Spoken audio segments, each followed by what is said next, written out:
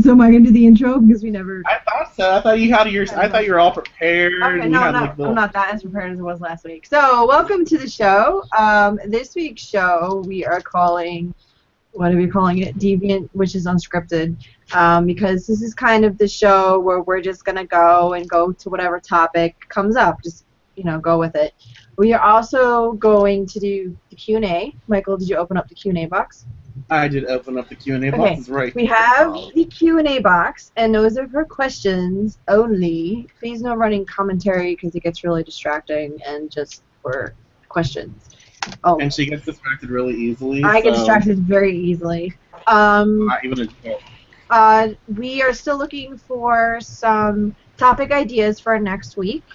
And then we're going to put them up to vote on the Deviant Witchery page. So it's like a viewer-inspired video next week. And that was it. That's all I got. I thought you had something more, but okay. No. Well, no, we're going to go like around and talk about like what everybody's been up to. We're going to have a little round table discussion. Right. We're gonna, like we said last week, though, we're going to try and do things a little differently, a little more organized, and have like a layout. Because when we have a layout, at least we are... Oh, see? Squirrel. And everyone to understand, DWT is Deviant Witchery Time. And what that means is, I know we say we're going to be here at a certain time, and you know what? We usually are like, we're ready, we're trying to be on the same page, and then someone's internet shuts down, someone has a freaking tornado, and it blows roofs off, and, all these different things, happen. And it's really funny to me because I've told my students, I don't know if I've said it here, I'm pretty sure I've said it here before, I don't know.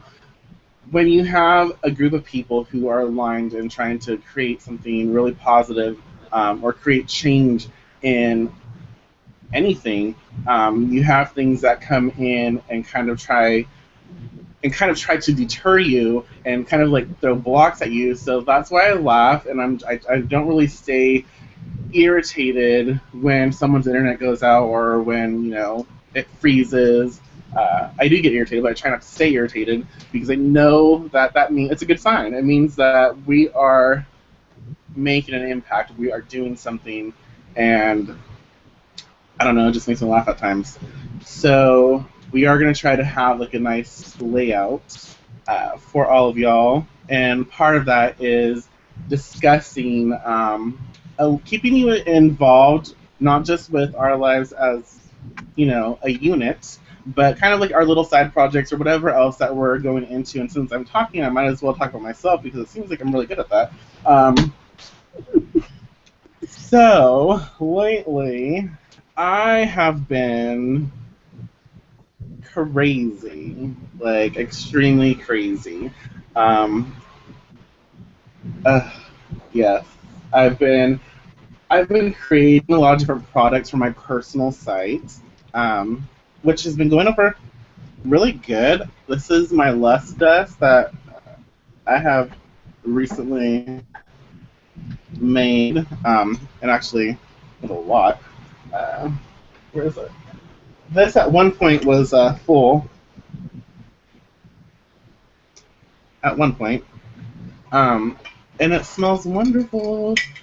So I've been doing that. I've been creating a lot of products, trying to invest everything that I make into my business and trying to put a little bit aside from my personal business for the Deviant Witchery business because it is separate.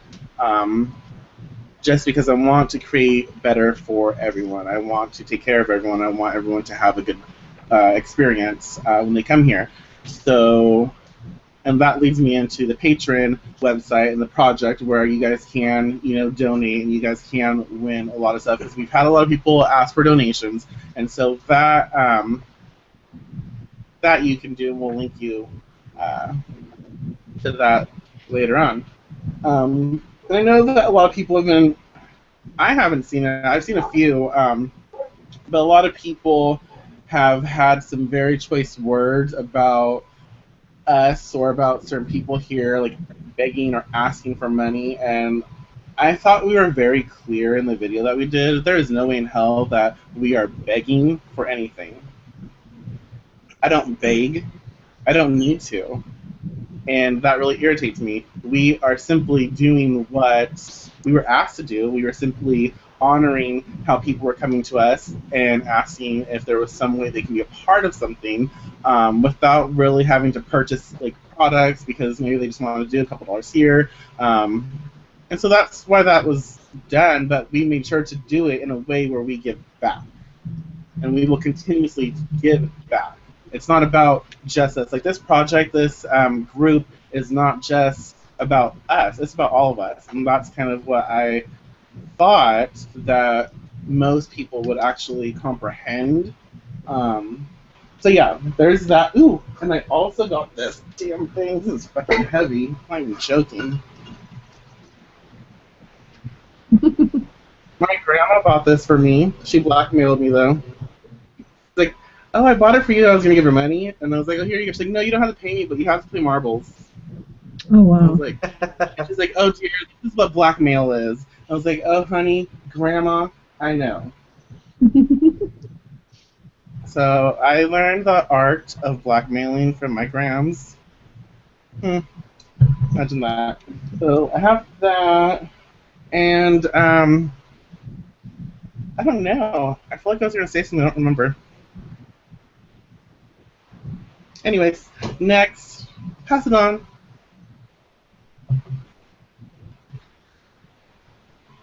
Scarlett, are you live over there?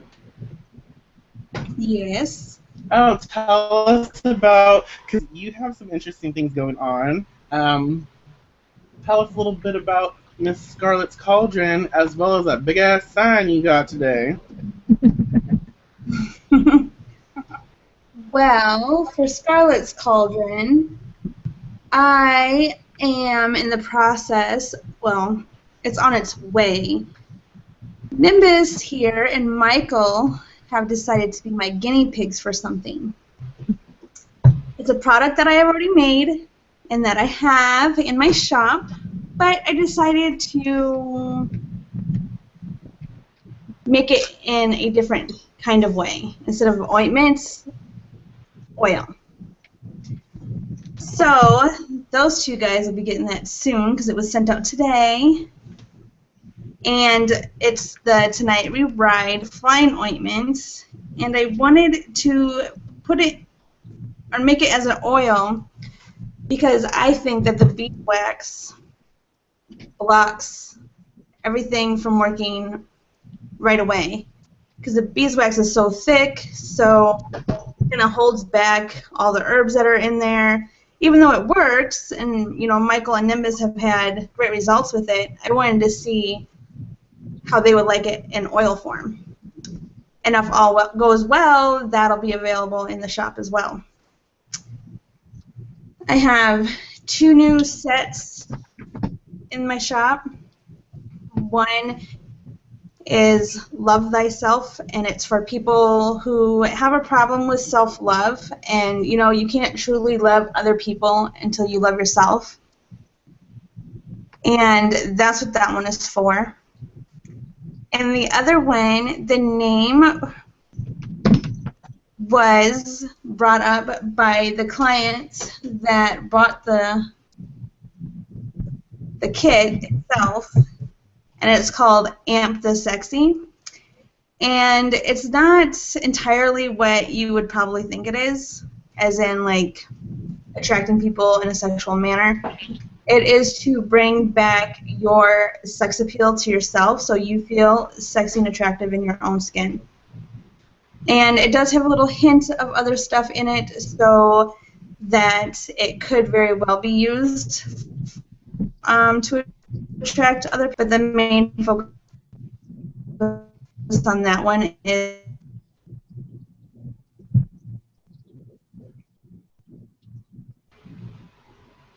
And if you can't tell, Miss Scarlett tonight, she is having a little bit of technical difficulties. So that is why we have a little bit of a, you know, might have froze on her, so she probably will be back in a little bit. That's why we really But it happens. Those things that she created is pretty awesome, and she also got. I'm gonna speak because I don't know when she's gonna get back, and hopefully that doesn't offend her. She got this because we are.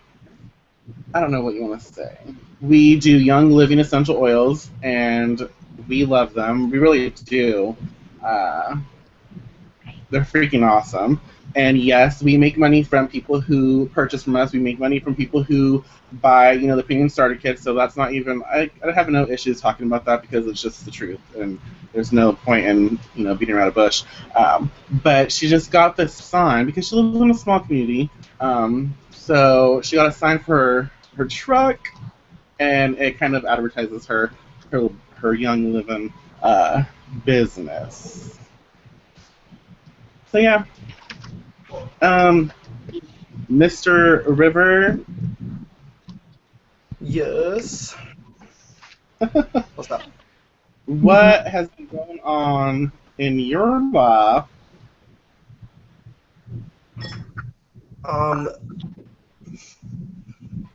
Scarlett's back, so she should go. She should finish if she's there. Oh, maybe she's still Scarlett. frozen. Okay. Well, for my Young Living business, I had gotten 2 car decals, and they're on my truck now, so making it a little bit more Absolutely. So you got. professional. You need some oils. So, Oh, crap.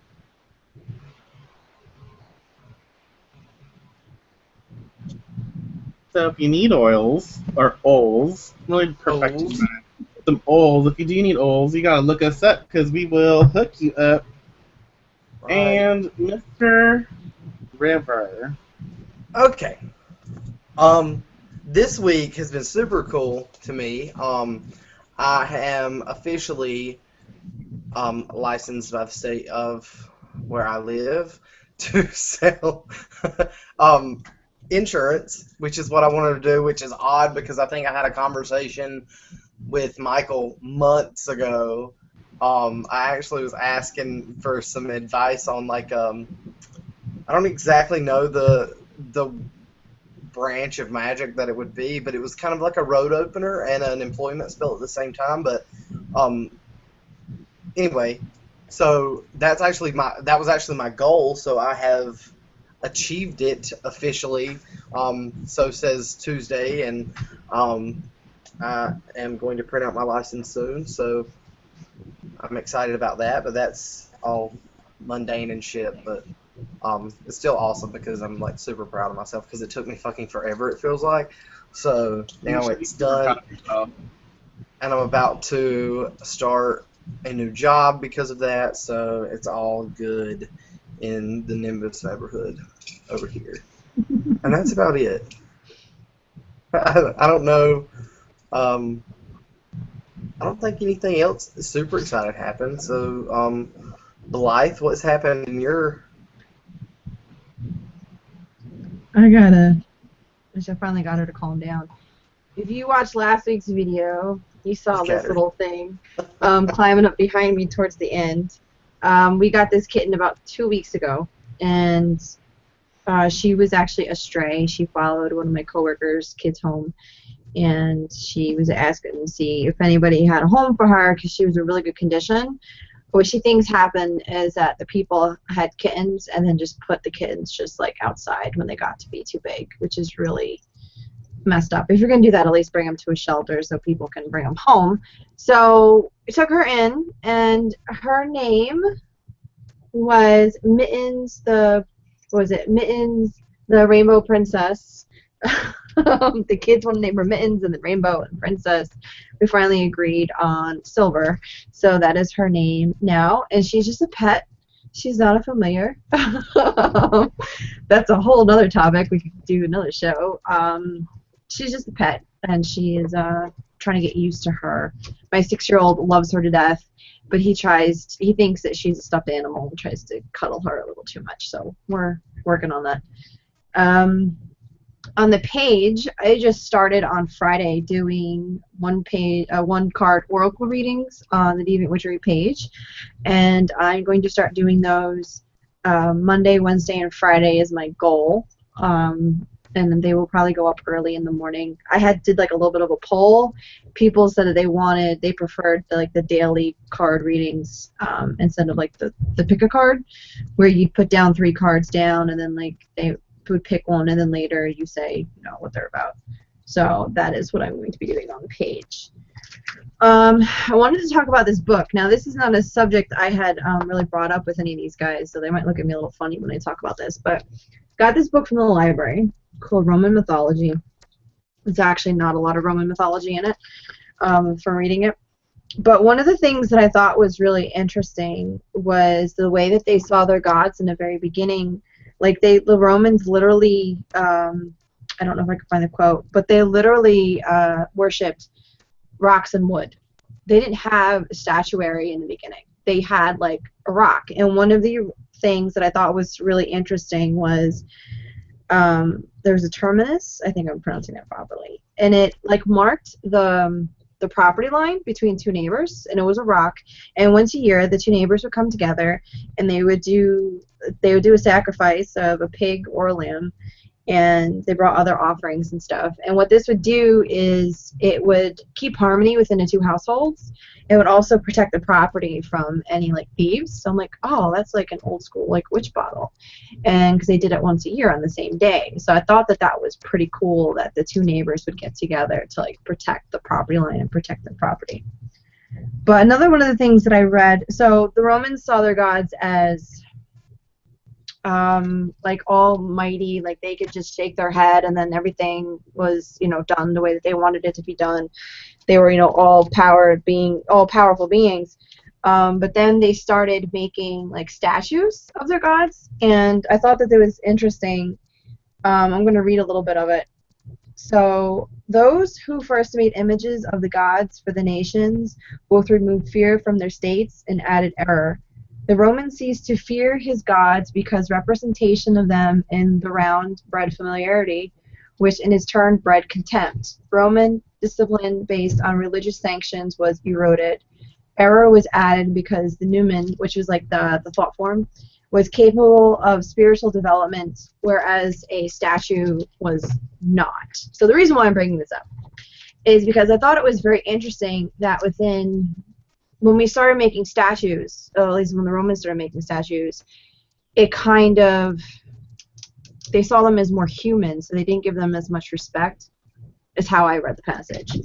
And I thought that was very interesting that like nowadays we all use statuary, like all modern pagans all have statuary, and a lot of pagans don't believe in their gods. They don't have that fear. I don't think we should fear them, but like that's more of a modern thing. So I just thought that would be interesting. I don't know if you guys want to talk about that. I'll bring it up in the group, but like I said, I just kind of sprung it on these 2. But I just thought that was very interesting. And it kind of plays into like now we all use statues. The first thing people want is statues, something that represents their god, when all they really need to do is just to talk and work with their god without working with the statue. That's actually really interesting.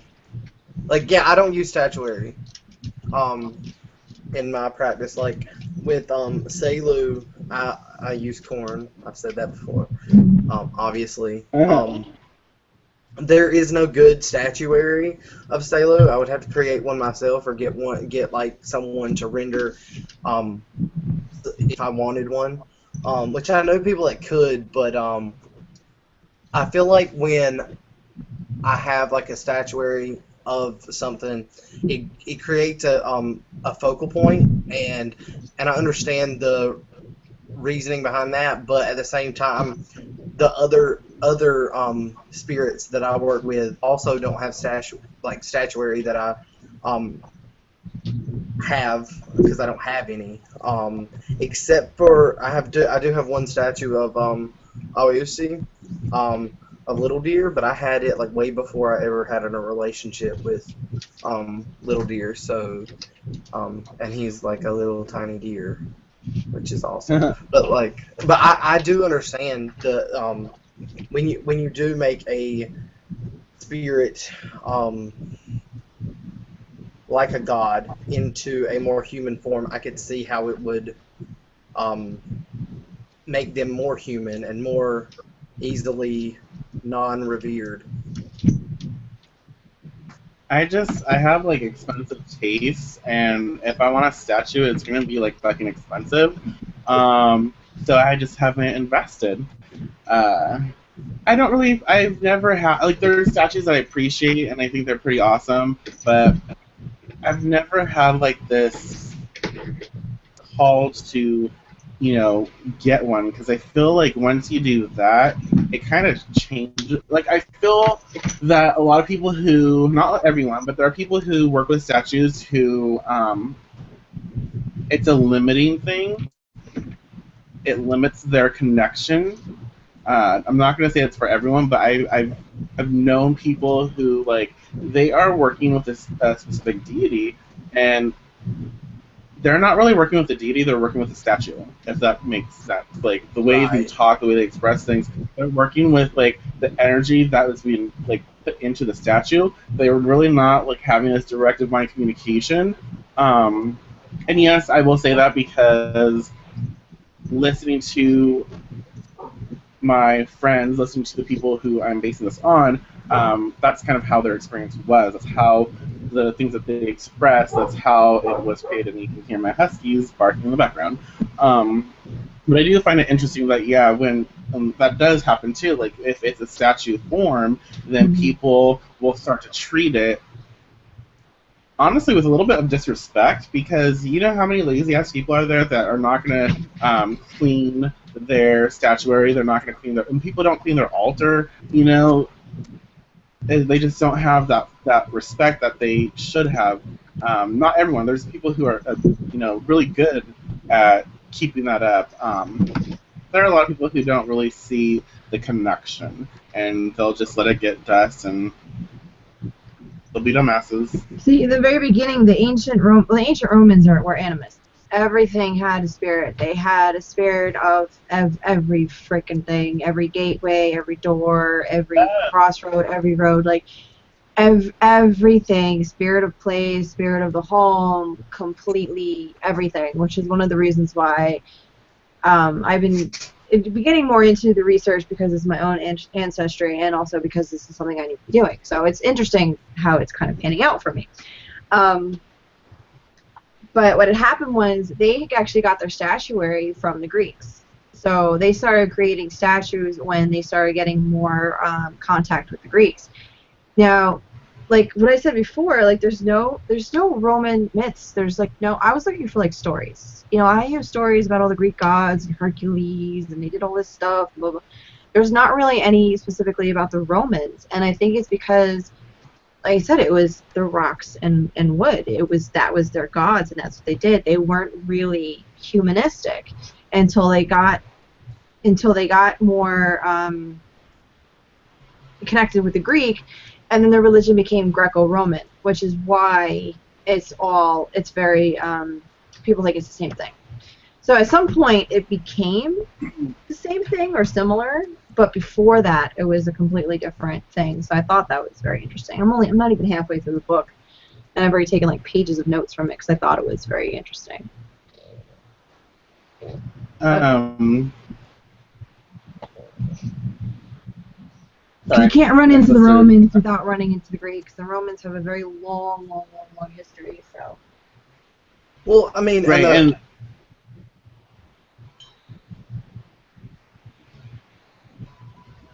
go ahead. Somebody. I think that it can be limiting.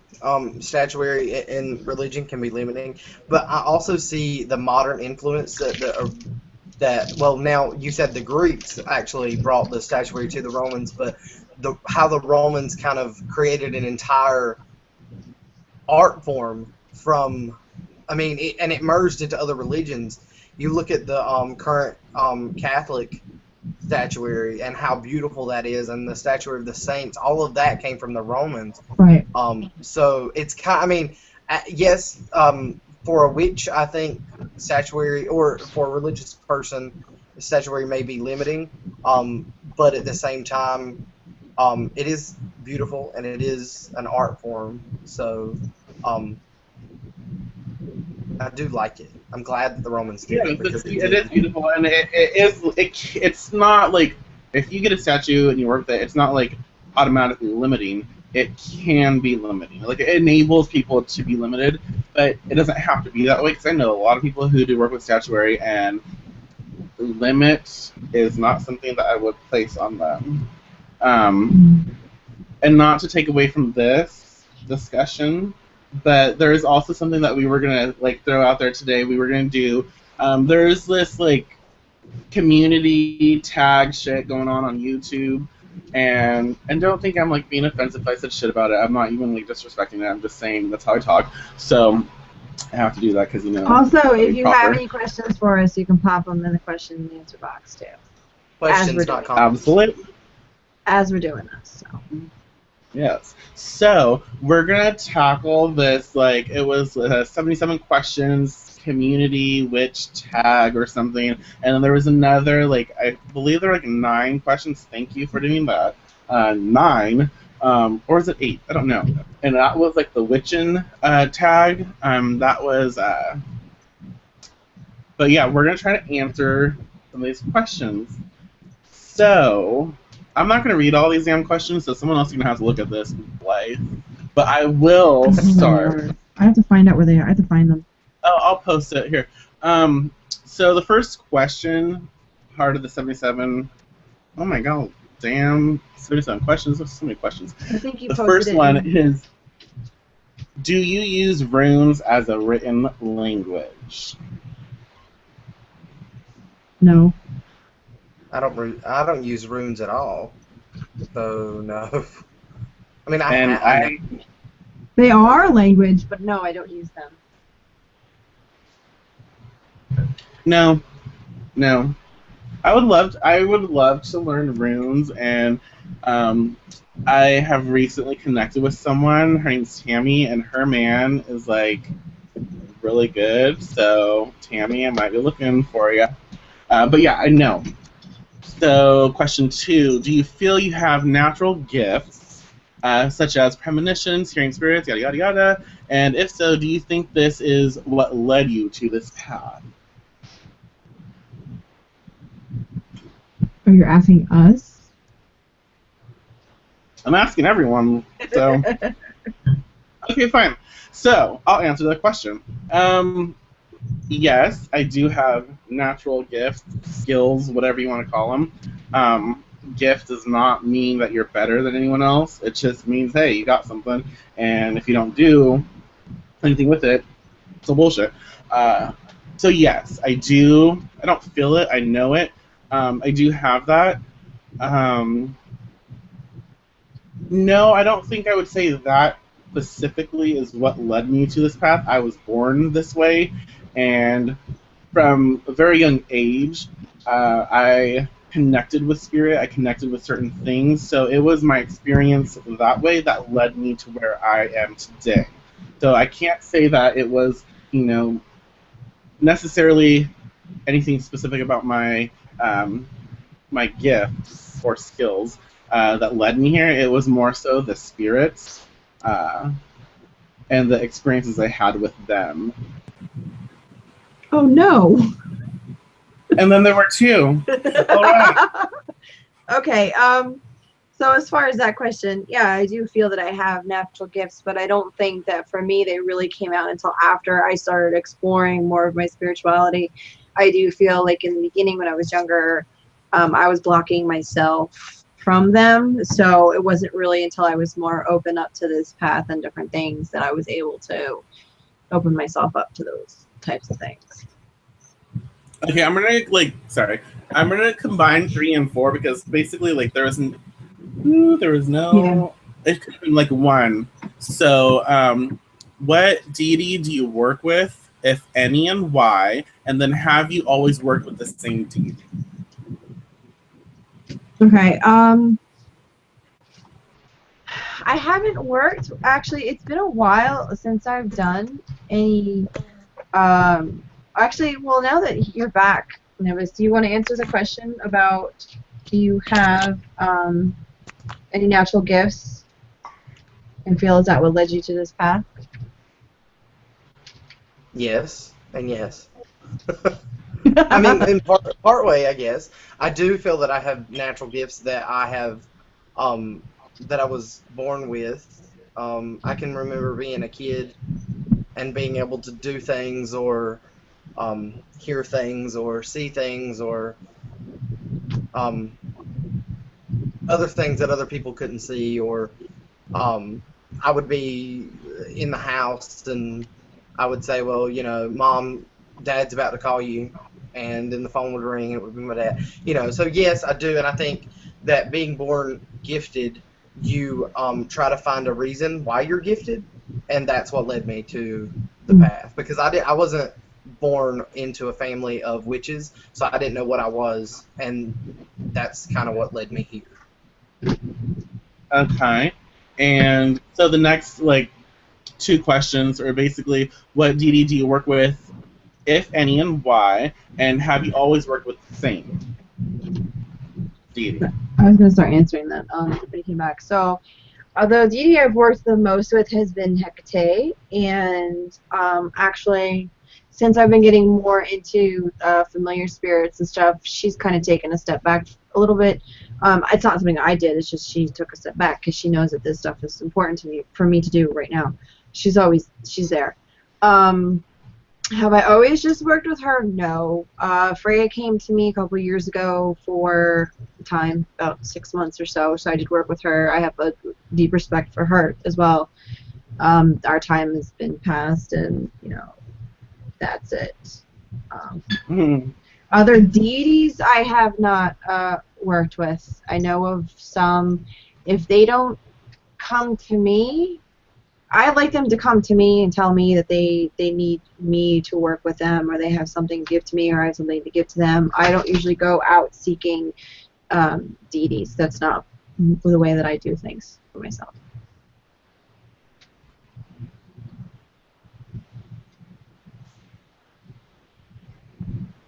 Did Nimbus freeze, or is he just like... No, I didn't freeze. He's waiting for you. Oh, I was waiting for you. I'm sorry. Oh, go right ahead. I work with a few.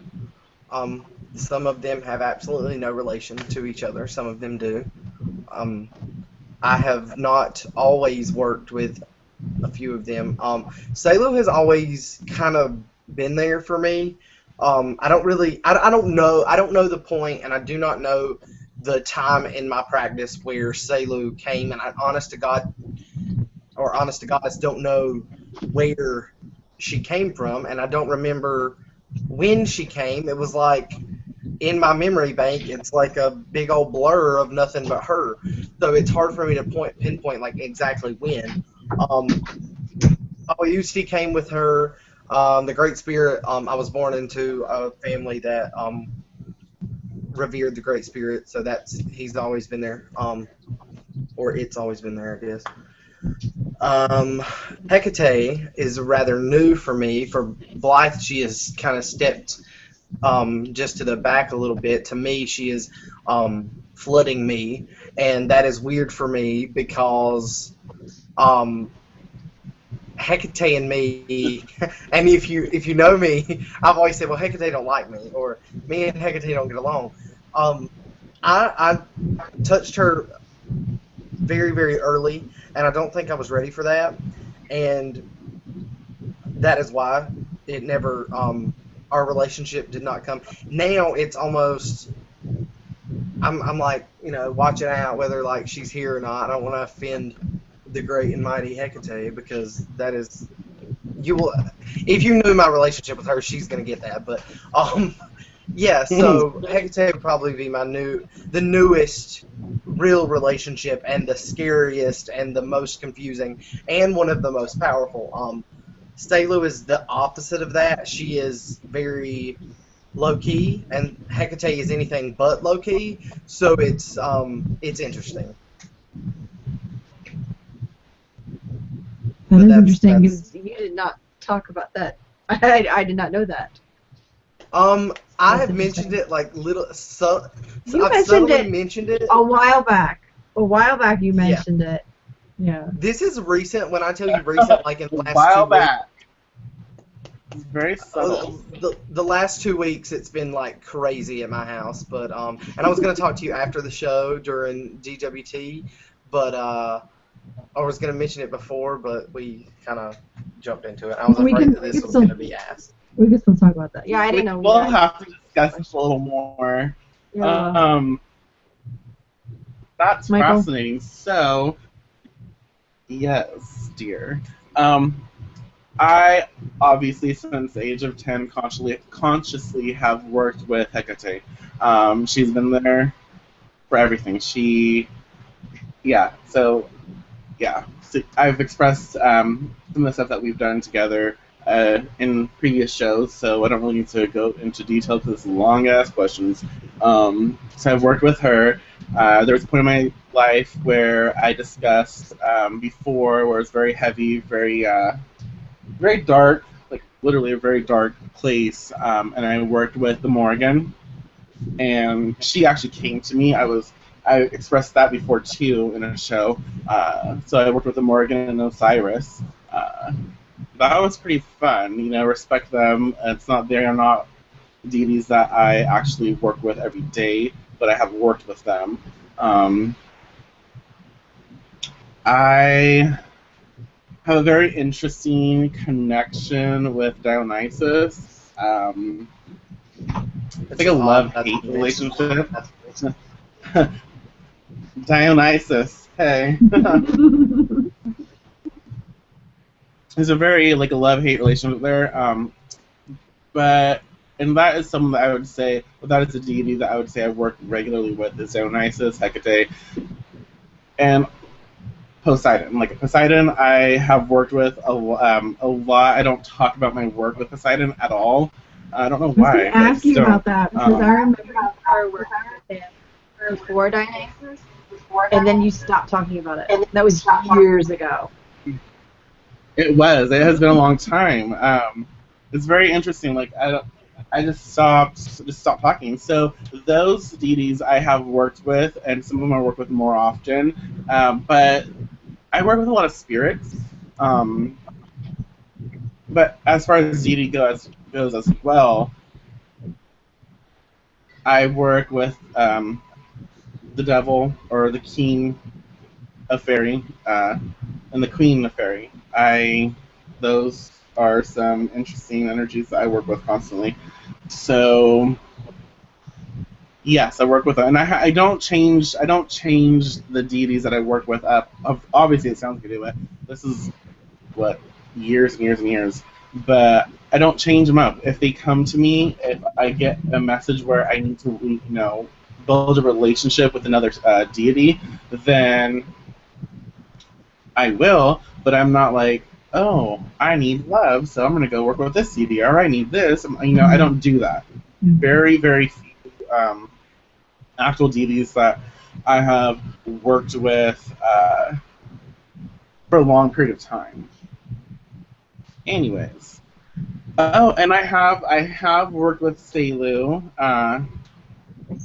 I actually have, and what's funny about that connection is I do a lot of healing work with her. She's present usually only for the healing work that I do, and usually she comes forth when it's not for me, but it's for I have to work for a community, or I have to work for a group, or I have to work for other people, where I'm bringing healing and bringing that kind of I'm bringing together something. So that she is pretty awesome. Thank you. Before you go on, I want to add on. There are deities and spirits that I work with that I'm not trying to be secretive or whatever, but that I don't talk about that often. Which you and Poseidon, I've never personally ever heard you up until tonight ever mention him. So that's really interesting, and there's some spirits that you've mentioned that I also work with, but I just don't talk about it as much because they're more intense and they're more fresh and more. And I don't want to outwardly say, because we need to have an entire show where we talk about the devil, because I do not want to say anything on here where I want anybody to be misconstrued or confused about who I'm talking about. And that is something that I think we should. Though I do work with the king of the fairy, or I really call him the witch father more than anything. I do too. I say the king of fairy, the devil himself. Yeah, I mean it's hard for me to talk about it because I feel like our community still doesn't understand traditional witchcraft and our roots there. So that's something I do want to discuss in a show. And this is what I have to say to people who don't understand, who want to, cause like shit or be judging. I don't fucking care. Yeah. But yeah, we do need to have like a specific show on that. We can do that. If we don't get any topics for next week, any viewer topics, we can cover that next week, or we can do that for August. We'll do it. We'll talk about it later. That would be a kick-ass show. Traditional witchcraft and the devil. We'll talk about that later and figure out when we're gonna do that. Speaking of like gross, because I was talking about my brujas earlier. Do you have or do you use any personal items in your practice? Blood, semen? Why do you want to learn? Why do you want to know about my semen? Shit. Tears, urine, etc. I would call. I don't say personal items. I would use personal concerns because personal items would be like, I don't know. I just like personal concerns better. Personal items would be your socks. Fluids. Oh, what is that?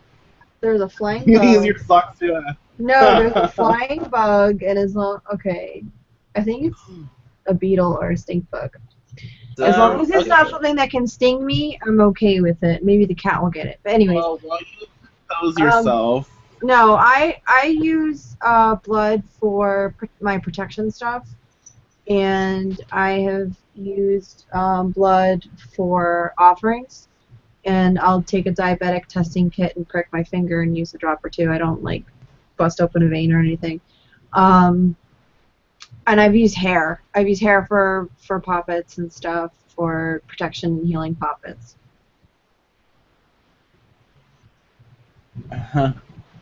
Well, of course, we're, okay. See, I try to be, like, nice, and no matter what I do, I always sound like a rude-ass motherfucker. Like, always. So that's just not going to change. We're witches, alright? So of course we use all of that stuff. Of course we do. And if you don't, well, you're missing out. Because all of that, all of your personal concerns, other people's personal concerns, it's very potent. It's very, very, very powerful. So, yeah, my practice does definitely include all of those. Although people won't cry for me. I make them cry, but they don't cry for me, so I can't bottle their tears. I would have loved to bottle some tears.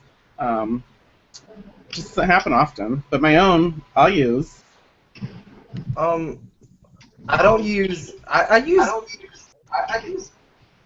use urine because I find urine disgusting. But I love blood. I love blood. Blood is, in my opinion, blood is one of the most powerful magical substances that you can use, and it can mean so much. I mean, it's sheer raw personal power, and to sacrifice it is powerful, and to make deals, it's really powerful. So, and also I have used, like, I've done work for people, and I've like anchored. I know this is bad, but I've anchored the spell to their energy with their blood instead of it working off my energy. No, that's not bad. That's smart. That's what you should. If it's like my family, and I don't mind using that personal energy, but if it's somebody, this was somebody that I knew that we were friends, but like not like ride or die kind of like end all be all friends. So like and I did. Ride or die, bitch. Yeah, like I anchored the spell with their blood instead of my blood, so they that's just what I've done. But I love blood. I could talk about blood. That could be another show too. Literally, that's how much I love it. And I don't know how. Okay, so it's funny that you say blood, or we talk about blood right here, because that came up in. Oh my gosh, there's a cat gone wild over there. Yeah. I'm keeping an eye on her. I was telling my students, because the topic of blood magic and stuff came up, and we're not there yet in my training. We're definitely not there, and that's okay. But I told them I would prefer them not to use blood magic. I would prefer them not to use blood in their workings until they build a confidence, because anytime you use your personal concerns, anytime you use any of that, blood, whatever, it acts as a gateway. So if you use it as let's say you're using something, you're gonna spread it around your property, and this is just me being paranoid, but still, someone can use that against you. Like if you put your personal blood and shit in there, not literal shit, 'cause that's gross, but if you put that in there or in something that you're doing, that can act as a gateway. So if you're not confident and strong enough to kind of combat, if someone decides to use that against you, if you aren't strong enough or confident enough to protect yourself and just back it up, then I suggest not to work with it until you are, because it is so powerful. Yes. Yeah. I didn't until I was well practiced before I used blood. You were well practiced. Oh my gosh, so I heard this term, and I'm trying to get really good at it. One of my students said country as cornbread. Country as cornbread. I love it. I love that term. It's I don't know why I love it so much, but I just love it. Anyways, okay. So, These countries pickle pig feet. Oh my. That's a Mexican thing too, so. Oh. Es delicioso. I'll read off the next one, because I have to correct the grammar. Yep. Do you do past life readings, or have you ever done one? Or have you ever? Oh, let me start that over again, because I can't read. Do you do past life readings, or have ever had one done? Oh my god, that's a tongue twister. Who were you, and where? No, I think that's supposed to were you. I know. Who were you? Okay, so do you do past life readings? And if you've had one done about you, who were you in a past life? Make it English. I do not do past life readings. I know how to do them, but it's not something that I prefer to do. And the reason why is because, not always, I think it's really cool to do them, but a lot of times they're a form of disempowerment, because a lot of people are so invested into the past. They want to know who, what, when, why, but they don't really do anything with it. They just want to know what they were, so they can say they were powerful or they were strong, and they're not actually powerful, strong in this life, and they're not trying to reach that level, or they're not trying to do anything with the information that they get. I've seen so many past life readings done, and the person does nothing with it, and that, for me personally, that doesn't sit well. I don't want to take your money and you not do anything with it. Now, if I give an actual reading and you don't, do shit with it, that's different, because I know I'm providing information that, and steps where you can create differently. Past life readings are done for me differently, so I don't do them. I have had them done, but unfortunately, I will not share those experiences, because I'm just not going to share them. Yeah. Sorry, it's not. I'm not really trying to be like secretive or anything like that. There are certain things that I do not want to share because certain people don't need to know that information. I not have one, and shower. it's actually really funny. So no, I have not done past life readings. I've not done any past life regression myself. That's not something I have done. I did get a past life reading done a couple of years ago because I was interested. And what this person told me was that in my past life, I was an unhappy housewife who died alone and had children that did not like me very much. And I was like, oh, okay. So in this life, at least I got rid of the deadbeat husband, and now my children actually do like me. So do I believe that was actually in my past life? It could have been, and they could have been repeating that karmic lesson this time around, and hopefully I actually learned a lesson and got rid of the asshole. But I don't really know, and I have not gotten one since then because it was such a disappointment. Yeah. Yeah, mine's really quick. No, I don't do past life readings, and no, I've never done one. But I'm almost convinced that I was a tree. It's possible. We've had this conversation before. So You were definitely a tree. I was not in this conversation, so. I swear I think we've had this conversation, or maybe it was just like one of those drunken nights where me and maybe you were at work and it was like Scarlett. I think so. I think so. Because I'm pretty sure it was. 'Cause I think Yosef was around. So. Yeah. I do think you were definitely free. I do think our souls repeat certain things. Like, I don't know. I just feel like, I feel like I was a witch at least a couple times. Of course Because you were. I don't think you're born one lifetime a witch. I think that's like a soul journey, which is another topic. Yeah. But honestly, once a witch, always a witch. Right, exactly. And before we continue with these questions, I don't know how many we're going to get to. This might be like a two-parter. Who knows? I don't care. Y'all, I know you're watching, so if you have any questions, you can ask. And really, like, if you have a situation that you want to talk about that you need magical assistance with, definitely bring it up. What's the next question? What is your favorite magical tool? Oh. Well, my favorite magical tool.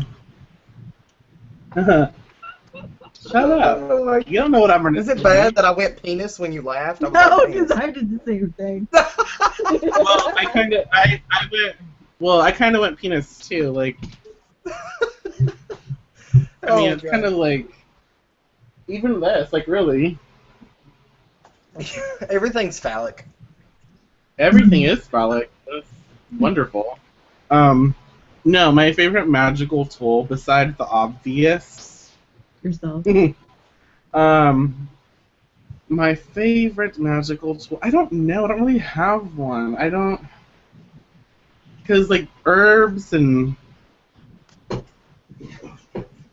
would probably say like a cauldron or not a fucking snuffer.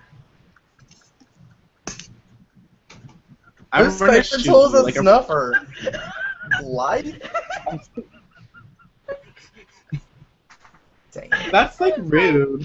it's like it was right next to me. I had to. It's because I don't use it. That's why it's. Oh my gosh. I was gonna tell you before when I blew out those candles, I blew them out. I didn't. It's a no-no. Well, they weren't. No, they were just working candles. They weren't like actual spell candles. I think my favorite, anyways, my favorite magical tool is like crying. Cauldron or these bad boys. I collect these things. They're wonderful. I love them. So Cauldron or that. I don't really have. Yeah. I use. Favorite magical tool? What is it? I use candles. Candles that have to be. I don't really have like tools. I haven't really made that connection with tools. Something I'm gonna start working on. But I use candles for everything, so I consider candles a tool myself.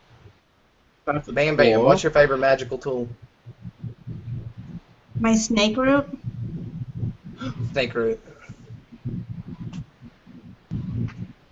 For obvious reasons, and if you don't know what snake root is, you need to look it up. Reason. What about you, Nimbus? Do what? Oh, me? Yeah. Yeah, see, yeah. It's always with me. It's like, it's my athame, which we've already talked about, so I'm not going to go into it. Which we already knew. We already knew. I talk about it way too much. And athames are also phallic. Yes, Are they are. candle snuffers phallic? I don't know. I feel like they would be maybe hermaphroditic. Maybe this I don't know end. why.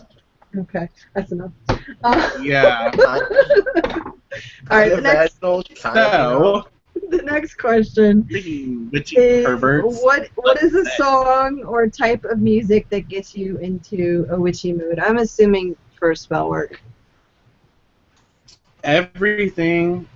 I love music. Like I love music. It just depends on what you need it for. I love my Aerosmith. I love Steven Tyler. I love Manson. I love Disturbed. Daemonia Nymphe, or however the fuck you pronounce them. Whatever. I have so much music that I use. I love it. Anything can get you into the witchy mood, and it just depends on what you need it to do. That's my answer. Moving on. Next. I don't usually listen to music when I do spell work. Music distracts me. That's always how I've been. I'd rather have quiet so I can focus, but I found that usually I start chanting whatever my words of power are. I start chanting them, so in a way I guess that's kind of music for me. But as far as actually putting something on, I don't usually put any kind of music on. It's so funny because every time this is asked, like on a witchy tag, like people are like Incubus, Succubus, or Dom the Bard, and I'm like, no, I don't fucking like. You do not listen to that. Like, I know Natalie. She loves Dom the Bard. Now, I like Dom the Bard too. But I don't like Incubus, Succubus at all. Like, period, whatever. But none of that music gets me in any kind of magical mood. Just because it's like pagan oriented doesn't mean shit. Like, I can get in the magical mood listening to like fucking country, Conway Twitty, Merle Haggard, like old country, or like fucking, I don't know, In This Moment, like Blood by In This Moment. Maria Brink can get it. I'm just saying. I seen her last night. I was literally 15 foot from her, and yes, it put me in a really magical mood. I'm like Dionysian magical mood. Yeah, I know. Who doesn't want to have sex with Maria Brink? I don't know who she is. You should look her up because you'll want to have sex wonderful. with Oh well, I'll look her up right now. Yeah, she's wonderful. Miss Scarlett, do you like music for your witchy work? What inspires you? It depends on my mood, I guess. I like a variety of music. But the other day I was listening to Evanescence. her. Ooh. Yeah. Yes. Oh my gosh, that was a little creepy. That's deep. Thanks. I didn't go there. I like Evanescence. Evanescence is wonderful. I think my favorite is Bring Me Back to Life. Yeah. Yeah. Although I like a lot of them. There's a lot of the songs, but I think that was my favorite. One of the songs that you posted, the other day, that's from that band that your girls like. They have some good music. 5 seconds to summer. Oh no, I have never put them on my page. Fall Out Boy, maybe. Fuck no, not Fall Out Boy. No, honey, not Fall Out Boy. I'm not dating Witchin. No, it was like, is it Haley? Hazley? Oh yeah, Oh, Halsey? Halsey. Yeah, Hold Me Down. Hold Hold- Me Down. I love that. I like that song a lot. Yeah. I think that song Yeah. would be great for Like, some deep inner work type. Yes. And I think that's like really cool for people to understand is like that, like the music, the lyrics, and how they make you feel. Like you have to channel that and use that in specific workings. It's not just like you listen to a certain song and you do everything. You can't do that because certain songs affect you differently and your emotions go like really crazy. They can make you cry, they can make you like happy, or they can make you want to kill someone. So you have to take all that into consideration for the work that you do. What's the Manson? What's a Manson song that's also the title sequence song for Salem? Is it Cupid something? Yeah, something Cupid. That song, every time I listen to it, like I YouTube it or like every time I listen to it, it just empowers me for some reason. That's one of those random ass empowerment songs. You know, I'll have some that are more for empowerment, but as far as actual like spell work, I don't listen to anything. Where is that damn song? I know what it's called. It's like Cupid. Where'd it go? Cupid something. My phone's charging, or I would go look, but I know it's Cupid. Johnny Cash, God's Gonna Cut You Down. I love that song. Good. And I really like using that for, you know, I just like it. I like Johnny Cash's Ain't No Grave. Yes. Love that song. I think that's one of my favorites of his. It's Cupid Carries a Gun. Yeah, okay. Yeah. Another really good song by Manson is The Devil Beneath My Feet. You have to listen to it. Yes. It's wonderful. I Wonderful. love Manson. Okay. Manson Right. just rocks. Ew. Some of these are What is kind of. this? What is the song? Okay, can we just answer two? Where is the most magical place you have ever been, and what animal is your familiar, if any? Really? Okay, We have to. So, the most magical place I have ever been. I don't really. Everywhere, like there's different. I don't know. I love the beach. Anytime I'm near the beach, the sand, the water, I love it. So that, I guess, the beach area would be that. I do have familiar spirits. They can take on the form of an animal, but my familiars are not animals. They are not my pets.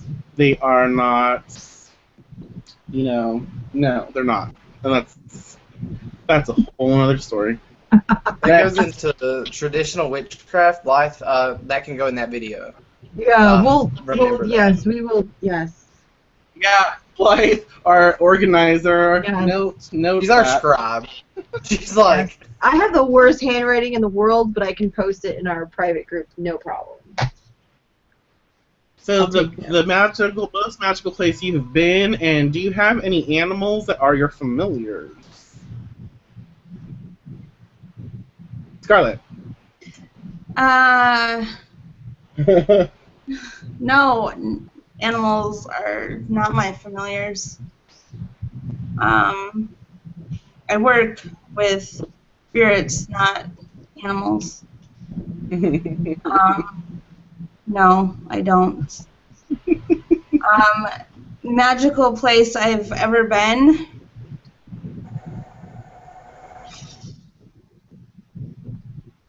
Well, I think that's a tie between like the forest and waterfalls. Yeah.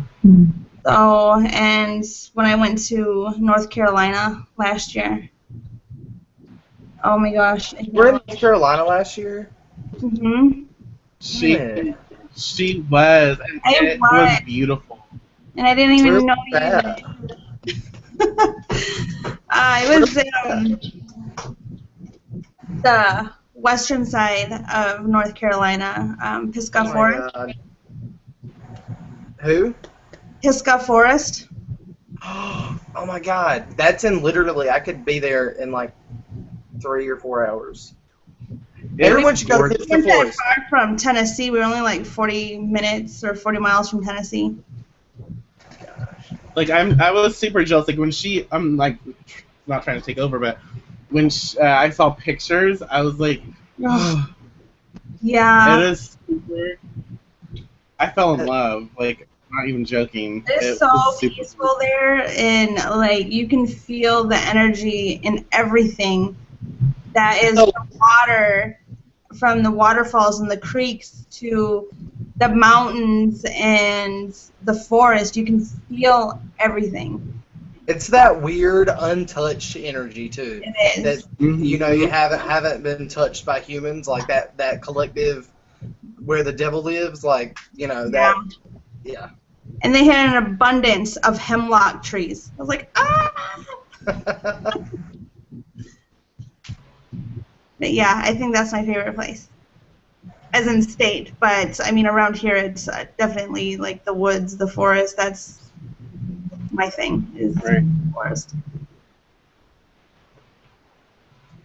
Mr. River, what is your response to this question or these questions? Well, I am a beach lover, so the North Carolina coast is my favorite place. Really in general, but most magical place too. I love the mountains. I just don't get up there that often. As far as the familiar goes, like I'm not even going there. That's like the fucking dumbest question. Who came up with that question? Like I don't want to be offensive, or actually I do want to be offensive because people are stupid. Like God, no. Like I have a dog that is a dog, and I love her, and I treat her like she's a child of mine, literally. But in no way possible is she a familiar spirit at all. My most closest familiar spirit is a fucking root. Literally. So, like, yeah, no. Also, you're gonna laugh at this, but and it's so cheesy, but going back to the magical place, Disney World. You know how they're I knew you were gonna say that. I'm a weirdly Disney like I'm obsessed with Disney. But it's called the happiest place on earth or whatever. So is Disneyland, but Disney World's better. I've never been to Disney World. We should go. We should all go to Disney World. Like when we get rich and famous, like let's just spend 2 weeks down there. But it has this weird. First of all, it has this energy. I'm convinced that the CEOs of Disney have always been witches because they really know how to tap into someone's like emotional energy. But imagine being surrounded by thousands and thousands of children whose imaginations are coming to life in front of them, and then feeling that collective energy of just fucking happiness and like insane imagination. And like I know that's really cheesy to say, but when your fairy tales are coming true in front of you, it makes an incredibly emotional experience for a child, and their emotions are insane, and that collective energy is like beautiful and powerful, and I wish I could tap into it like every day. But it's awesome. So it's funny, but it's not funny because it really is a crazy place. Because they're great at their job. Like they really do tap into that childlike feeling that you lose a lot of times when you get older. So. Okay, my turn. Lighty? Yeah, that's your turn. Now, Disney I break. was actually at Salem last year at Samhain, but I can't say that has been my most magical experience. Because for me it was chaotic because there was so many people there. It was awesome. They had some amazing costumes. Like I was actually there like on Halloween. Everybody was dressed up to the T. It was really awesome to see. But as far as magic, it was too chaotic for me to actually be able to enjoy that. So the most magical place I have to say, so like historically I guess would be Salem, but is really I live kind of in mountains, and about 20 minutes away, there's this, it's called Perkins Memorial Tower, and it sees over top of the Hudson River and West Point and Bear Mountain, which is all these mountains basically in this huge river. And just to see that, and there's other people there hiking and stuff, and we went last year, did a picnic, me and the kids, and just walked around, and it was actually, at the time when I was with them, channeling information, talking to Michael on my phone about starting the book and starting the show and everything. So I think that has been my most magical experience, because it was out of nowhere started channeling information about this, and I'm out there in the woods with my kids, and my son's freaking out because all the bugs and stuff. It was really funny. I thought it was funny. It's really funny. But it was just like, it's just, you could definitely, and we'd had a lot of fae channeling at that moment, and definitely could feel that. As far as familiars, like I said before, when I introduced my cat, she's a pet, she's not a familiar. I joke that my fish is my familiar, because my fish tank is right next to my altar, and he moves around a lot when I'm doing work there, but I know, and I don't think that familiar animals are actually very common. Oh, I should have incorporated this question too, which I think we're all. If you have a familiar, did you choose them or did they choose you? Familiars choose you. You do not choose familiars. I'm sorry, I didn't mean to cut you off, but I just got distracted by that.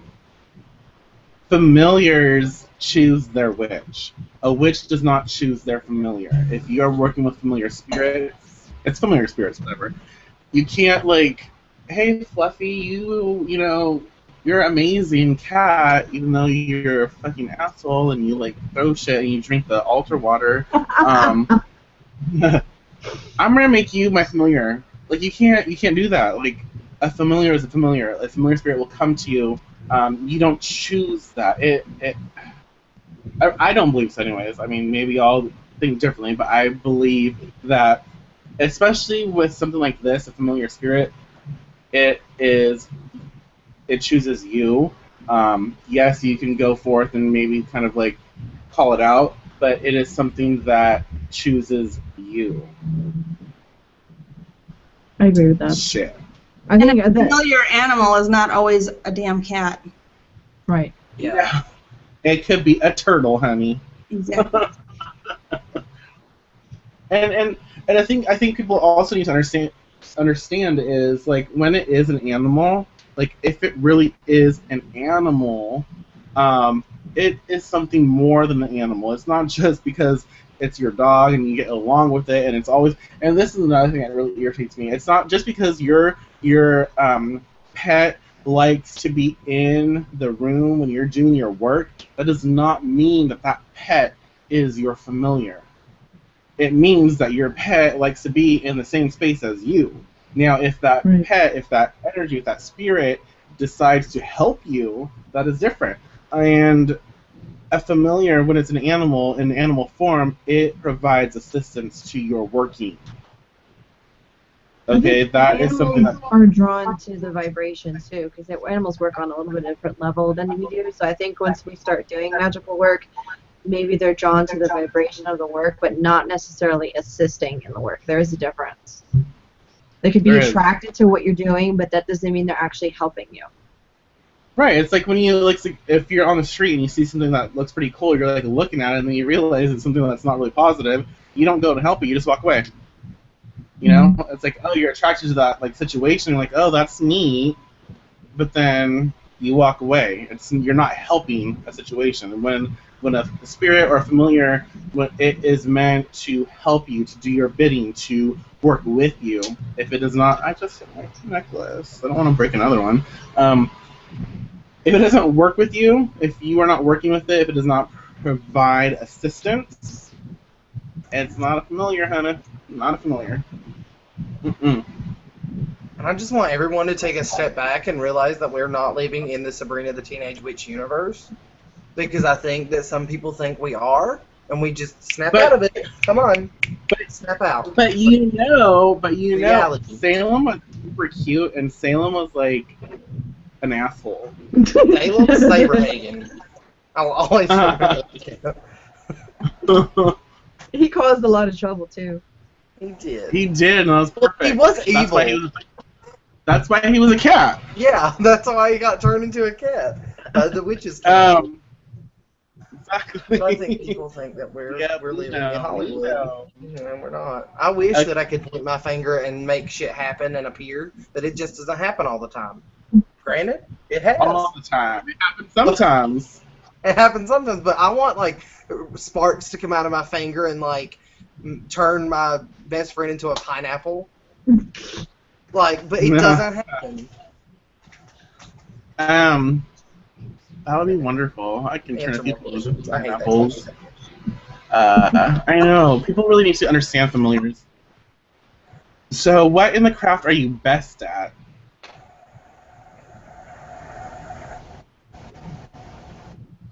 Open mic. Open mic. Somebody go.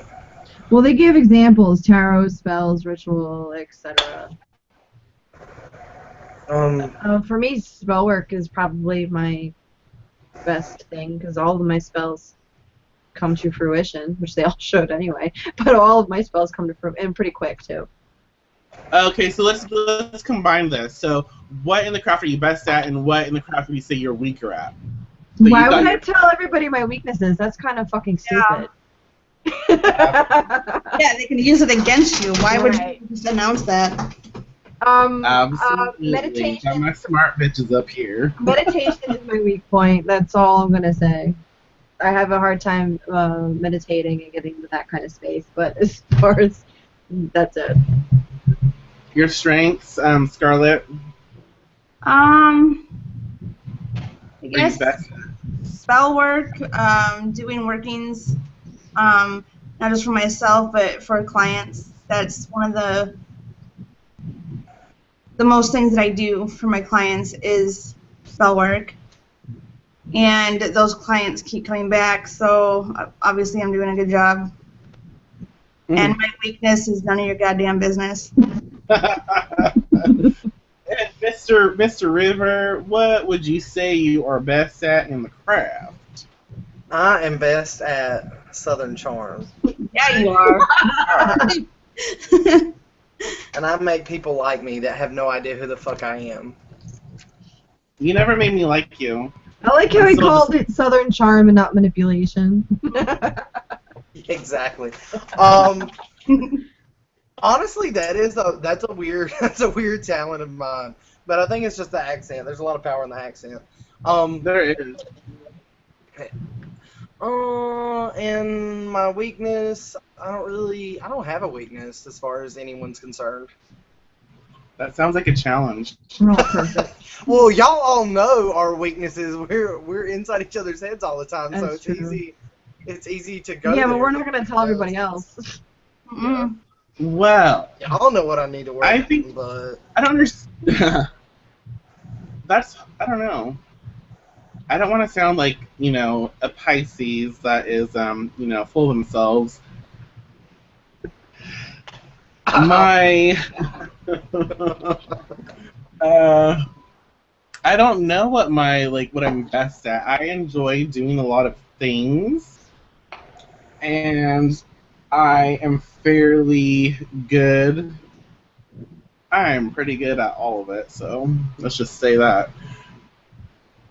I don't, that's so rude, that's so conceited. it's not. You're owning your power. I have, okay, I'm not trying to sound conceited, really I'm not, but I have spent so much time, so much energy into perfecting my craft, into being the best that I can be, because I have always, I don't want someone to be, my students, I want them to be better than me, of course, but I don't want someone to be, get the best of me. I want people to do the best that they can for themselves, but I have always been in this weird way, I don't want someone to be able to control me, I don't want someone to have power over me, and I've always made sure that I was in a position where I know as much as possible to, no matter what, be on top, no matter what. And I feel, I guess my strength or what I'm best at is MacGyver witchcraft, which means I can pull anything together, and I will help you out. I will find you. Just tell me what you have, and I will create something for you. I will give you the best opportunity to dominate that situation. Yeah. I'm really good at that. I'm really good at that. You I'm are proud of excellent that. at that. We really need to have that. We need to have a witchcraft version of Chopped. Like, that would be so much fun. it would. That would be so much fun. That'd be fun. That'd be super cool. I have now my Aquarian nature is I'm thinking. But my weaknesses, like a certain smart person said, it's none of your goddamn business what my weakness is. But really, I guess you can say a weakness of mine is not knowing how to be PC. Because I always swear, and I always just tell it as it is, and that shit gets me in trouble. People think I'm being offensive, and I'm just saying the truth. So I guess that could be a weakness, but I think it's a strength. But some people are offended very easily, and sucks for you. See, I feel like people need to own their shit and be proud of what they've worked on. So, that's just I don't try to be conceited. It's not a conceited thing. It's a knowledge thing. If you've worked hard in your craft, you know your fucking shit. So might as well be proud of it. That's the way I look at it. And if somebody's offended by that, that just means that they're jealous because you put time and effort and commitment into something that they haven't. Who the fuck has time for all these damn questions? No offense, y'all, well, but people usually do them. They don't do them in a group of 4. That's why it's taken us so long. Even when they do in a group of 4, it still takes a long ass time. But seriously, okay. So, y'all, some of these questions shouldn't even be up here. What is what is your most favorite part of your craft? I think that kind of goes into your strengths, what you're really good at. Obviously, if you're really good at something, that's gonna be your favorite part of your craft because you're spending more time at that. So that should not be. We're not gonna go there. Your first homemade tool for your practice. Okay, let's talk about this one. Yeah, we're gonna choose now. What are you? Motherfucker, these questions, they need to be, go through Grammarly. What are your feelings on raising kids in the craft? I'm not even joking. Do it. Do it! I don't have any kids, so I don't feel like I'm qualified to answer this question. I'll answer that damn question. I don't have kids either, but I'll answer it. Michael's very passionate about this. Well, let's talk to the...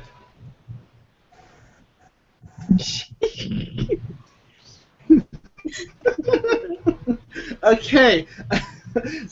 Let's talk to the people who have children first. What are your feelings about this subject? Well, Scarlett is more active in teaching her children if she's comfortable with sharing. And her kids are freaking evil. That's if she's comfortable with sharing. I'm open to raising my kids this way, on this path, and they don't seem to have a problem with it at all. In fact, they all have their own special abilities. Mm-hmm. But they are free to choose whatever path they wish. I don't push this on them. I don't say, okay, today we're going to work on this, today we're going to work on that. It's if they come up to me and ask me a question, I answer it for them. If they want to be shown how to do something, I show them. I do not hide the fact that I'm a witch to my children. They are very supportive of me. And in fact, just the other day, my 2 oldest, which are both girls, and they're teenagers, Jesus. One's 13 and one's 15. And they did, with my supervision, a working. And those 2 little shits on their own knew to put spit into their working, to make it theirs, to make them a part of their working, amongst other things they added. But that was their personal concern of themselves that they put into the working, and they knew it. They did it without like hesitation. And I watched them, and these three saw what the working was because I shared it with them, and I was pretty damn impressed that they did that. And they see me do it. They watch me do the things that I do. Like I said, I don't hide any of my stuff from them. And I just walked them through it, and not really even walked them through it because they had it all under control. Except for one of them wanted to use like the whole jar of Datura. Oh boy, that had to be. You guys know which one that one was. I know which one that was. The youngest. And I'm just like, no, you can't do that, you know. And I mean, I don't hide it whatsoever. No. I encourage them, but I don't force them. Got some. And I think like for me, and before I get into and if you have the book, you know my feelings on this shit. Before I get into that, I would have to say, like, I've talked with, you know, Scarlett's children, like, and each of them have their she's not even joking when each of them have their specific talents. Like, they are so interesting because they have specific energies, like, about them.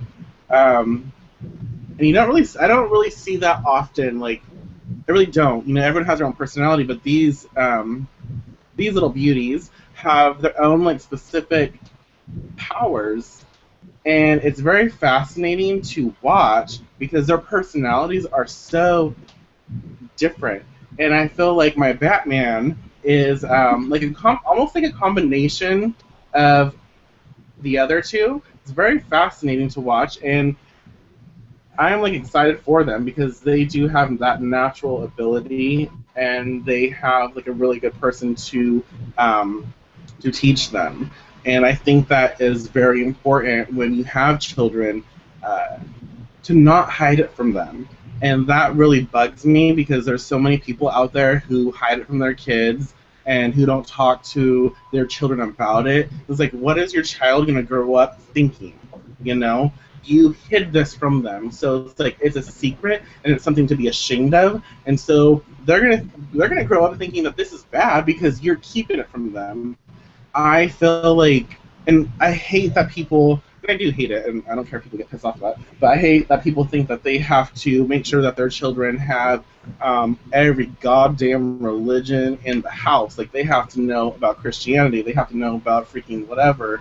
They have to know everything. They don't have to have, like, a focus. They feel like because they were raised Christian that they don't want to do that to their kids. But I have to say that when, and it is when, so y'all should be watching out. It's scary. When I do have children, they will be raised in my craft. I will not force it. Like, I'm not gonna force it upon them, but I will teach them. And if there ever comes a point where they want to learn about something else, then I will support that. I'm not going to be like, no, you can't. There's a difference in that. So, yes, we're raised Christian and we are told we have to be one way and we can't learn other things. But when you raise a child as a witch, you can raise them that way. And if they feel like they want to learn a different path, that's okay. You can support them in that. You don't have to say no. That is the difference. So I feel like if you are a practitioner, you want to raise your children like that, you should. Do not hide it from them because it is going to be a very bad experience for you in the long run. Yeah, I agree with that. When I started, because I started a little bit later in my life, my kids were already 2 and 6, and it's been a struggle, I guess, for the last 4 years to try to get them past the negative witch mindset. It is something that we do talk about and does come up. Actually, my daughter is very proud of her the other day. I asked my son, because he was watching a show about genies, and it's some kid's cartoon. I'm like, oh, so you believe genies are real, but you don't believe that witches are real? And my daughter looks at me, she goes, but Mom, you're a witch. And I'm like, yeah. But the thing is, like, my kids talk a lot, so they're going to tell everybody. So I try to tell them that it's yes, but it's between us. I don't really want them telling everybody. But that's just how my kids are. You saw how they are, Michael. They're very, very friendly. They're too friendly sometimes. They are. I love your kids. And I do believe that my daughter definitely has some abilities. And the thing is with me is they were already born and then I started learning my craft, so I wasn't secure enough in my craft to start teaching them. And then as they started getting older, they were becoming fearful of certain words and certain things. So I feel like we're still working through a lot of that. Like my daughter has like her own oracle card. She was interested in learning how to tell the future. I gotta work on her more with that. And different things like that. And with my son, I'm not quite sure yet. My daughter is very empathetic, so I gotta work on her with the empathy and different things like that. But I don't know. I feel like it's almost a bit of a struggle because they have this negative mindset towards just the word witch and everything else. So I try to talk about things as they come up with them, because if I bring it up, my son gets very mad at me for some reason. He's very persistent. Passionate. We were talking about that today. He's very persistent and passionate and stubborn, and he's a redheaded Aries, and he's 6, so I can't tell him nothing. He's a ginger. Can't tell him nothing. But that's something that I'm going to continue to work on. I'm hoping to get to a point, Scarlett is with her children, that they can just, do their thing. Absolutely. And you totally will, because they're at a different age, and it's exciting. At least you're planting, you're planting the seeds. You're right. Exposing them enough to, let them know that this is who you are. But yeah, they definitely know. They don't see everything that I do, because it's easier for me to focus and do my spell work when they're already asleep. So they don't really see that. But yeah, we've done little rituals in the house and celebrated the spots, and I've taken them to outside rituals too. Took them to Salem with me. So I'm like, okay, I know I've been drinking a little bit of wine. But I'm pretty sure I can still read pretty well, and this is some of this shit is really hard to read. So there's a few questions okay, what if I'm gonna read it how it's written. What if it's gonna be hard. What if any ways could you practice dark magic and still respect the beliefs of Wicca? What does that make sense to you? What? Well, it don't matter because I'm not Wiccan. I don't Still respectfully, what? What? It's hard for me to fucking read, and I'm not even. Okay, do you need an interpreter? Yes. What if, anyways, yes, please interpret this. Can you practice dark magic and still respect the beliefs of Wicca? No. What's considered dark magic? Yeah. What's dark magic, and what Wicca are we talking about? Are we talking about Wicca? Or are we talking about? Yeah. Yes. I think. And the only reason I say yes is it just depends. New Wicca, no. Oh, that was kind of gay. No. New Wicca, no. But traditional Wicca, old school, actual Wicca, initiatory Wicca, yes, because initiatory Wicca, they knew all that shit. They were taught that. I have talked to a lot of my friends who are Wiccan, but they're not new Wiccans. They are old school. They were initiated into a coven, and they were taught properly. Oh, I'm gonna offend some people, but they were taught that way, and they were taught. A lot of the stuff that we believe, a lot of the stuff that we express on this show, they were taught all of that. They were taught darker, but people term darker, and I don't even think they're called darker, but they term it darker magic. They were taught all of that. So yes, I think that you can practice darker magic and still respect the beliefs of Wicca, but I do not think that you can practice this actual very real, very earthy, and like honest witchcraft, and honor the beliefs and respect the beliefs of new Wicca. That's my thoughts. Agree. I agree with you. I just don't. I don't know. It annoys me. It annoys me that Wicca and witchcraft are so close. It always has. It's always bugged me because I just don't. I know. It's like all the. You know what that is? Wicca in my head, and I don't mind Christianity. I was raised Christian, but I swear to God, the more that Wicca grows in the New Age community, not like British traditional Wicca, but like the New Age, like neo-Wiccans, the more it grows, the more it's so Christian. And You know what's it's so restrictive, and it's so limiting, and it's I don't know. So no, I don't know the answer to that question because I'm not as familiar with like British traditional, like Gardnerian. So like I don't know a single soul personally that is Gardnerian Wiccan or you know old what's, ways Wiccan. So I don't know. you know what's funny about what you just expressed is I am writing a fiction book that where basically witchcraft or Wicca is the dominant practice, but what is actually happening is Christianity, like the Christians, the head of Christianity, they saw that Wicca was being like it was taking over, and it was inevitable. Like they had no place. So Christians like infiltrated like Wicca, and they started making it their own. And so Christians are actually still a part of like the world religion. So I'm writing a book like that, and it's interesting because I see the same thing. Like a lot of New Age Wiccans they express themselves a lot like Christianity, the stuff that they hate. That they claim to hate. Yeah. Even though they're Yes. practicing the same damn thing.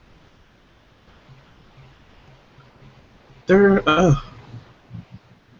is one more. Like, I will stop I'll stop looking. Like, Blythe, if you want to find questions that you want to answer, that's fine.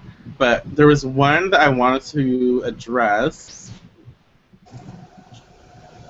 Oh, okay. So I'm gonna what is your fave witchy shop, and do they have an online store? My shop, and I like Scarlet's Cauldron.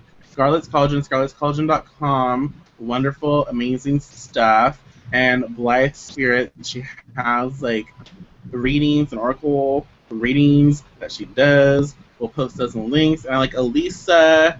Okay, that's not the question. She's not really. There is a question on this.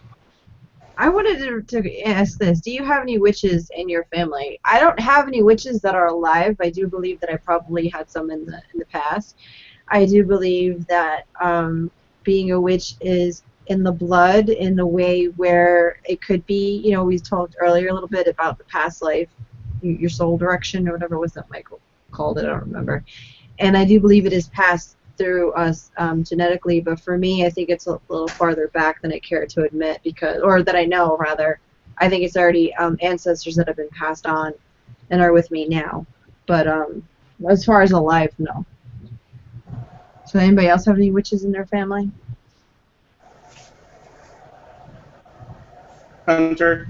My grandma, my two aunts. Scarlet. My mom does not practice. Just because she doesn't. But it's her mom and her two sisters. And then my grandfather on my dad's side, the Native American side, he's pretty damn magical, but he doesn't call himself a witch. Right.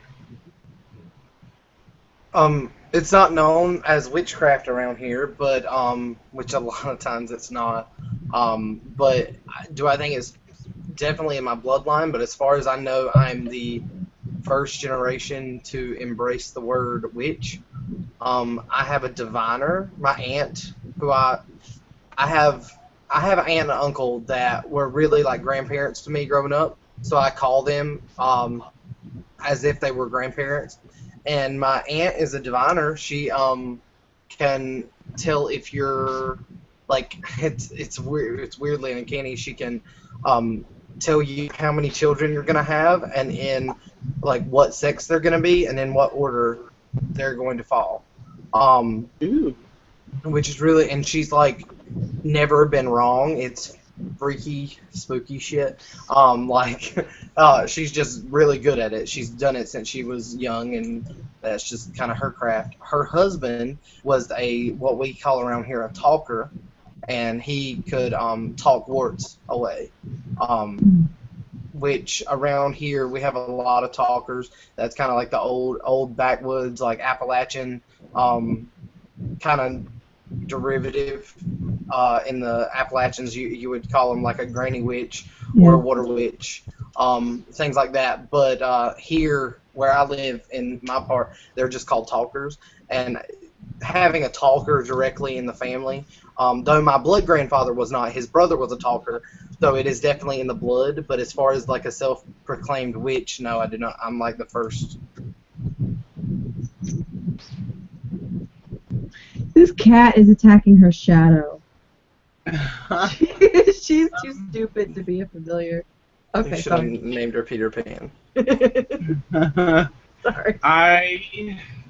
I do. My great grandma, I do, and my great grandma was a very interesting medium. I have in my family a lot of brujas. They will not claim that they are, but they practice. They claim that they are Christian or Catholic, but when you get to know them, you realize how evil they really are. And that's not even a joke. But I have a lot of interesting people in my family. No one that I know of that has actually outwardly claimed the title of a witch, but I have a lot of interesting people who are magical. My brother, the longest time, he was able to dream true, and he still probably does. He just doesn't talk about it. I remember him telling me that he dreamt like the death of someone, and it happened. And he's dreamt a lot of things, and they have like come to pass. That doesn't talk about it. My mom used to do that. But she said for her, like, when she stopped going to church, it kind of, like, dwindled. Which makes sense. Like, if you're a Christian and you stop that flow of connection and you don't really have that inspiration again, it makes sense when stuff doesn't really work as well as it used to. My sister, at the same time, she has a lot of interesting energy about her. I won't talk about... I have a lot of unique people in my family. My aunt, her name is Rocky. My aunt Rocky, and it's really her name. We have Native American. We're Mexican and Native American, and she has always supported me. She's always given me that encouragement and never made me feel like I was a horrible person. But she is interesting. She knows a lot of stuff, and so yeah, I have a lot of practitioners or magical people in my family, but they don't claim the title. Yes. One question that I want to keep you all here for a little bit more, but before I want to close this because it's becoming very long. There's just many damn questions, and I can't read them correctly because they're not written correctly. I'm horrible. But I want to tackle initiation because one of the questions was like, how do you feel about initiation, or how do you feel about initiatory rituals? I think that'd be cool to answer, and then after that, I know there's like a lot of you watching, so if you have specific questions, then ask before we close this shit up. So yeah, let's answer that question. And I actually have another one after that, but. How do you feel about initiation rituals, and stuff like that. Anybody?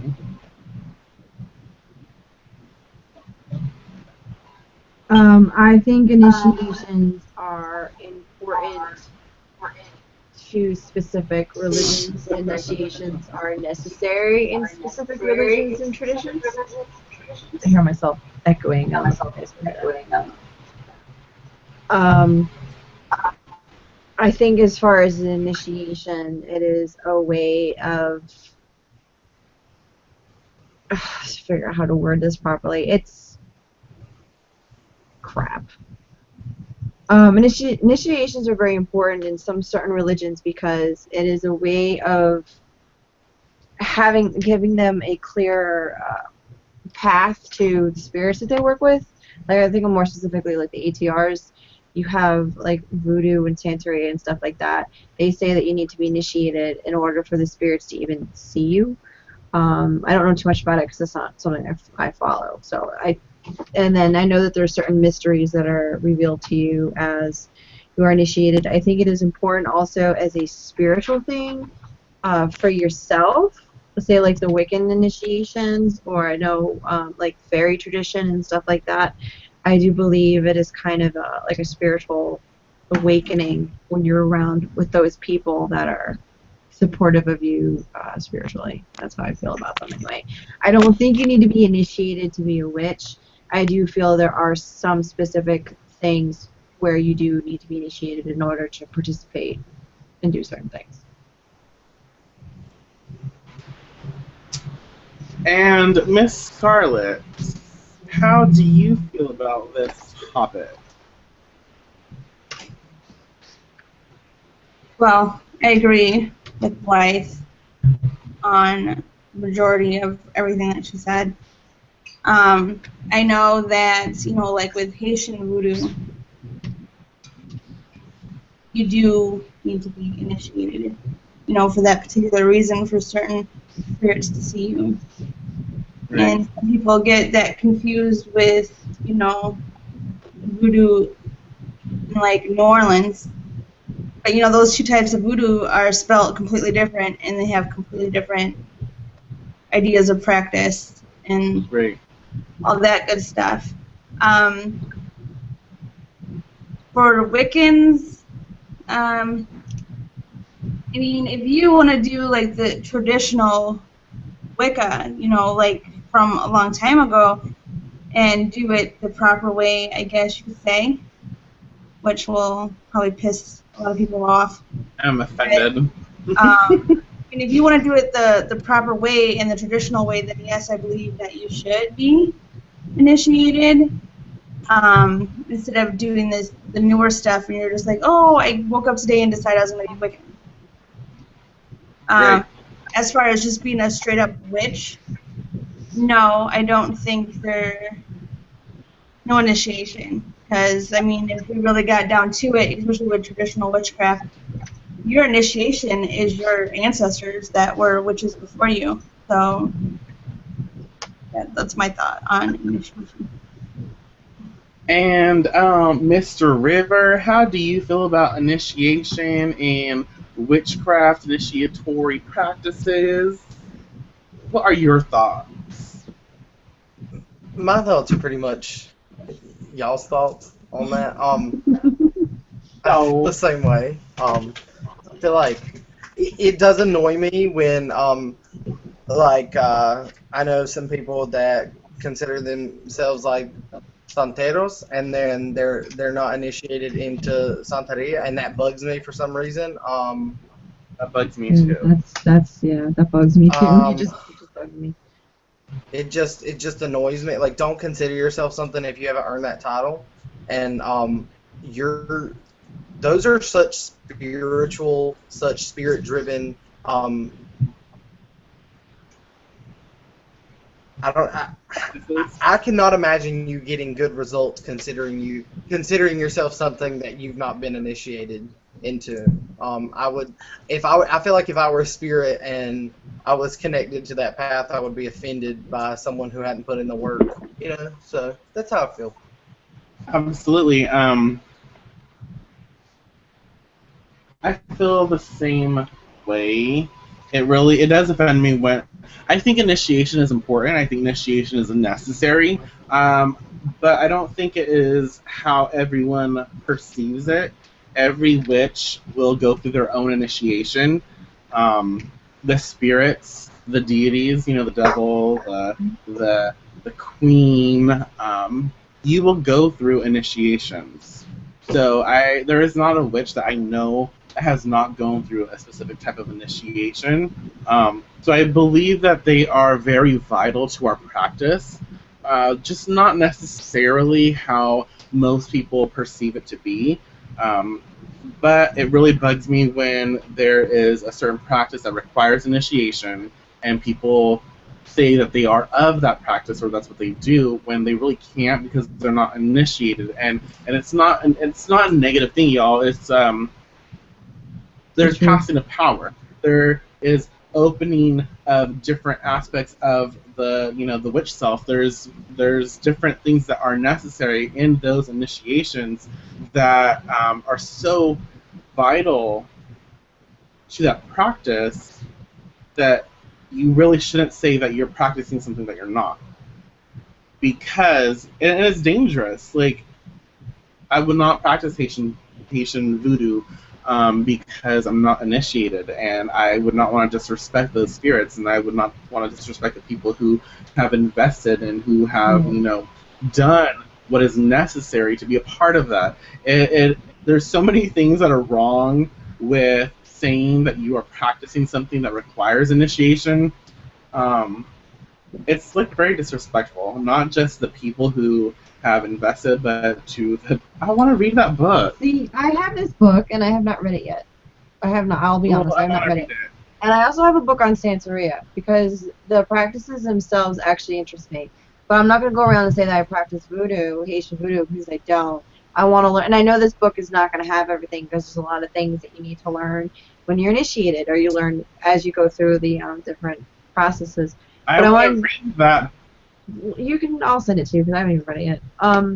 But I wanted to also expand on. I kind of interrupted, but what you were saying that we all have our own initiations. I think that when, like, I know for myself, because I found everything a little bit later. I did go through some challenges, and I do feel like there were some initiations. You call them tests. The universe is testing you. The gods are testing you. Whatever it is, they want to see if you're worth their time. They're going to throw shit in your path and see if you're going to go run screaming and go back to whatever it is you came from, or if you're going to move on and push on in a way that is an initiation as well. And that is a very important thing, because you're proving it to yourself and to them that you can do what is being asked, or what you're being forced to do. There is no way in hell that I would claim to be a santero. I would not claim to practice santeria, because that shit is like, or voodoo, because like Haitian voodoo, because those spirits, those practitioners, they mean business. You it's disrespect the them. life. They live it. It's the life. It's everything. Well, it's kind of how I feel about witchcraft. Like, not everyone is a witch, and people who think they are and they don't do shit about it, they don't practice, they don't do anything. It's like you're kind of watering it down, and you're disrespecting the spirits, you're disrespecting my path, and it's rude. So that is that. I am not answering these damn 77 questions. Maybe we'll do some more next time. We can do a few every time we do this, I guess. But that's too many questions. And does anyone ask us from the Q&A? No, nobody's freaking. Which is really interesting, because most people, like, we've had commentary, or we've had questions asked normally, and no one's asked the questions. Make me freak out. Y'all are too. Put them all to sleep. So, is there anything else anyone wants to express, talk about before we I kind do of want to close remind this? people, if you have a topic that you want us to talk about next week, it's supposed to be our viewer-inspired topic. So if you have a specific topic that you want us to talk about, leave a suggestion in the comments of this video. And if you want us to cover something on these, the Deviant Unscripted, I know we talked about doing like maybe answer like a witchy dilemma. Like you have an issue that you want us to cover during these unscripted shows where there's not a necessary like there's not one topic or three topics that you want us to cover. Let us know. Absolutely. Y'all are fucking quiet, and you're watching. I'm like feel like vulnerable because there's a lot of damn people watching and they're not saying shit. So it's like, what the hell are you talking about? Like, what are you doing over there? They're into I don't- voyeurism and it's weird. Yeah. It They is. wanted us to answer what our weaknesses were. And we didn't. So be sure to check us out on our page. Be sure to check us out on our in our group. But if you're gonna go to our group, be sure to be active because I've been deleting y'all. I don't mess with people who are inactive, and I've been channeling Miss Scarlet. I'm like, you're gone, you're gone, you're gone, you're gone. Delete, delete, delete, delete. So be active, be present, and it's for you. It's for all of us. So do that. Check out our Patreon page, our website, because we want to create for you. And it's kind of like helping you to help us to help you. You know, it's like it's a community thing. We invest in each other, and we're gonna help each other grow. And that's kind of what we're all about. That is what we're all about. And Oh, and be active on here so they can win that Oddling. Yeah. oh my god, I know. Y'all need to Right talk. here is not going to get you an Oddling. No, honey, no. Yeah, so talk on our our YouTube, engage with us, y'all. You guys are really good at watching, which kind of creeps me out, but you need to get a little better at expressing yourself. I have issues with being here and talking, and I get anxiety, and I have some students who have just decided to do videos, and they get anxiety too, but they're doing it. So if we all can do it, so can you. So do videos, engage with us, talk with us, and the more that you engage, the better chance that you have to win the Oddling we want to give someone. So do that, and we will see you when we see you. We'll see you soon, and DWT means Deviant Witchery Time, which means we'll probably like 10 to 15 minutes late. Anyways, that's all that I have to say. That's all. We've talked enough. Mm-hmm. Y'all have anything else to say? Mm-mm. In that case, Chicken grease.